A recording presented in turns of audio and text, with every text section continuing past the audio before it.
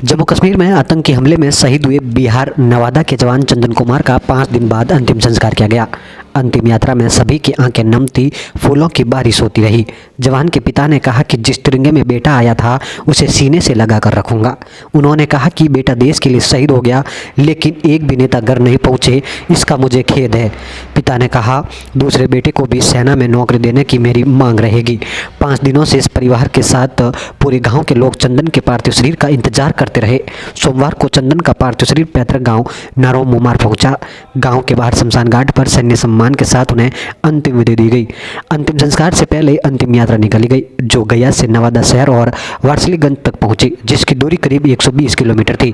अंतिम यात्रा में शामिल लोग तिरंगे लिए वंदे मातरम, भारत माता की जय के नारे लगा रहे थे, तो दूसरी तरफ गुस्से से पाकिस्तान मुर्दाबाद के नारे लग रहे थे। जगह जगह पर लोगों ने श्रद्धासुमन अर्पित किए। जिस रास्ते से अंतिम यात्रा गुजरी, पार्थिव शरीर पर फूलों की बारिश होती रही। शहीद के पिता मौलेश्वर सिंह ने कहा कि जिस तिरंगे से लिपटकर बेटे का पार्थिव शरीर गांव पहुंचा, उस तिरंगे को संभाल कर रखेंगे, अपने सीने से लगा कर रखूंगा। मेरे दूसरे बेटे को सेना में नौकरी दी जाए। जब उनसे पूछा गया कि कोई नेता मंत्री देखने आए, तो उन्होंने कहा कि कोई नहीं आया। पार्थिव शरीर को देख जवान की पत्नी शिल्पी कुमारी फूट फूट कर रोने लगी। मां जयंती देवी, पिता मौलेश्वर सिंह, बड़े भाई पीयूष, छोटे भाई अभिनंदन समेत पूरे परिवार का रो रो कर बुरा हाल था। अपने वीर सपूत की अंतिम यात्रा के दौरान हर किसी के चेहरे पर गम का भाव झलक रहा था। ये दृश्य देख लोग भावुक हो रहे थे। नवादा के लोग पिछले 5 दिनों से अपने शहीद बेटे के पार्थिव शरीर का इंतजार कर रहे थे। शहीद चंदन के पार्थिव शरीर को सबसे पहले हेलीकॉप्टर के जरिए गया एयरपोर्ट लाया गया, जहां से सड़क मार्ग से पैतृक गाँव लाया गया। पैतृक आवास ले जाने के दौरान ही विश्व शांति चौक पर पुष्प वर्षा करने के लिए युवाओं का जनसैलाब उमड़ पड़ा।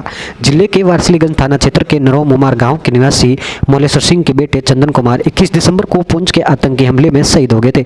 आतंकियों के इस हमले में कुल 5 जवान शहीद हुए थे। चंदन साल 2017 में आर्मी में शामिल हुए थे। वे 89 आर्ट रेजिमेंट के जवान थे।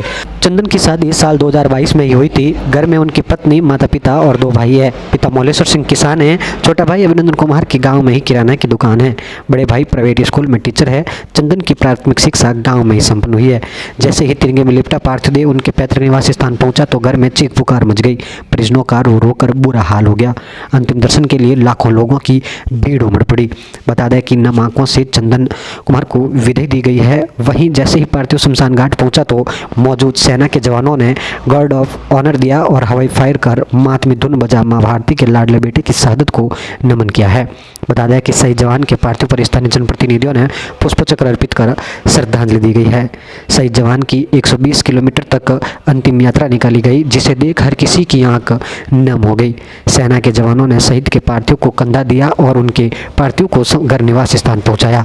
अंतिम यात्रा में चंदन की फोटो लिए उनके बड़े भाई भी नजर आए। मां भारती के लाडले बेटे ने देश की रक्षा में अपने प्राणों की आहुति दी है। शहीद जवान के चरणों में अपर यूट्यूब चैनल और फेसबुक पेज कोटि कोटि नमन करता है और उनके अदम्य साहस को सलाम करता है।